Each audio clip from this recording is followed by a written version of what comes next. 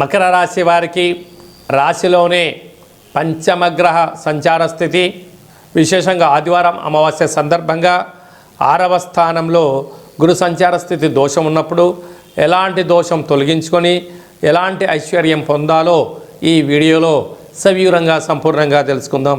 మకర రాశిలో ఏ ఏ నక్షత్రాలు వస్తాయనగా ఉత్తరాషాఢ నక్షత్రంలోని 2, 3, 4 పాదాలు, శ్రవణ నక్షత్రంలోని 4 పాదాలు, ధనిష్ఠా నక్షత్రంలోని 1, 2 పాదాలు కలిపితే మకర రాశి.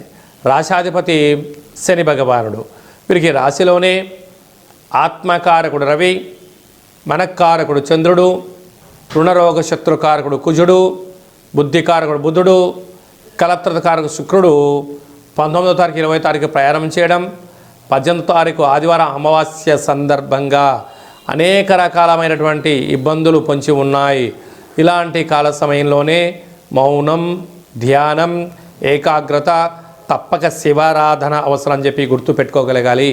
ఇంటి సింహద్వారానికి తప్పకుండా ఎర్రటి కొబ్బరికాయతో దిష్టి తీసి పగలగొట్టడం, అలాగే ఇంటికి సింహద్వారానికి గుమ్మడికాయని కట్టుకోవడం, అలాగే ఇంట్లో నారికేల దీపాన్ని పెట్టడం, లేకుండా 3 రోజులు ఓ రోజు గుమ్మడికాయ దీపాన్ని అంటే ఈ కుష్మణ దీపాన్ని, ఓ రోజు నారికేల దీపాన్ని, ఓ రోజు పిండి దీపాన్ని పెట్టుకోగలగాలి అని చెప్పి గమనించాలి. అలాగనే విశేషంగా తెల్ల జిల్లెడు వృక్షం దగ్గర ప్రదక్షిణ, కొబ్బరి నూనెతో దీపము, పరిస్థితులు అనుకూలించగలిగినట్లయితే ఆ తెల్ల జిల్లెడు యొక్క వేరును తెచ్చి సింధూరం పూసి ఒక లక్ష్మీ గణపతి కుబేర ఆయుష్య కార్యక్రమాన్ని చేసుకొని ఇంట్లో పెట్టుకున్నట్లయితే సకల గ్రహ దోషం తొలగిపోతుంది. 18వ తారీఖున, 19, 20వ తారీఖున దూరావాయు జల ప్రయాణాలు ఏమీ పెట్టుకోకపోవడం ఉత్తమోత్తంగా భావించగలగాలి. సాఫ్ట్వేర్ హార్డ్వేర్ రంగంలో ఉండబడిన వారు, డాక్టర్లు, వ్యవసాయ సోదరీమణులు, మార్కెటింగ్ రంగంలో ఉండబడిన వారు, హోటల్ వ్యాపారస్తులు చాలా వీలైనంత వరకు సత్ప్రవర్తనగా ఉండాలి.